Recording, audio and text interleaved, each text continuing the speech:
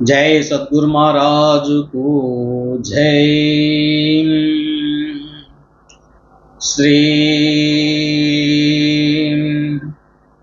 भागवतुल कृष्णदासु गुरुं भजे।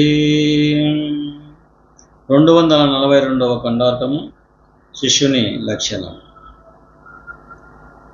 దేశకుని చరణ తీర్థము కాశీ గంగయని గురుని గనుగొన్నను విశ్వేశ్వరుడని యతడు తనకుపదేశంబునర్చినట్టిదే తారకమణి మనసందు తీరునగని ఏ సీమ ఎందున్న కాశీ ప్రయాగ రామేశునిపురమై ప్రకాశించు నా సీమ ఇదే తారకమణి మనసందు తీరునగని.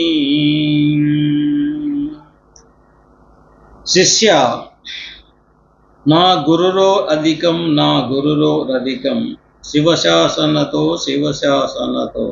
గురుదేవుని కన్నను అధికమైన దేవుడు ముల్లోకముల యందును లేడని గురుగీత తెలుపుచున్నది. అట్టి గురుదేవుని యందు భక్తి విశ్వాసములు కలిగి ఆ గురుదేవుని పాదతీర్థమే కాశీ గంగా జలమనియు, ఆ గురుదేవుడే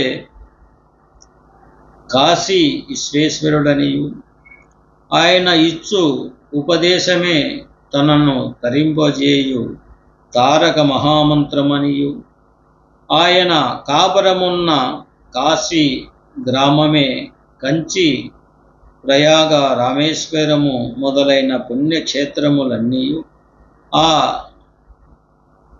ఆ నమ్మకము కలిగి ఆయన దర్శనమునకు ఆయన ఇచ్చు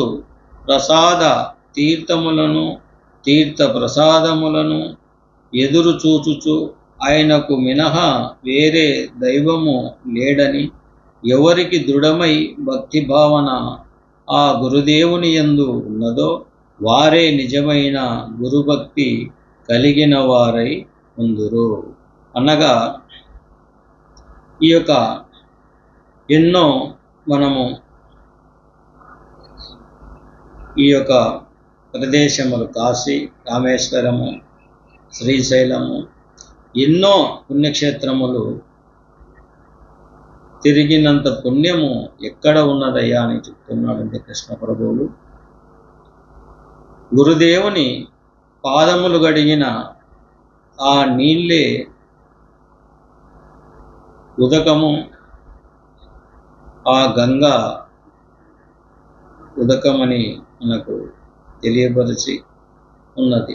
ఆ గంగ త్రాగినచో మనకు లోపల ఉన్నదంతా మలినము కరిగిపోనని తెలుపుతున్నది.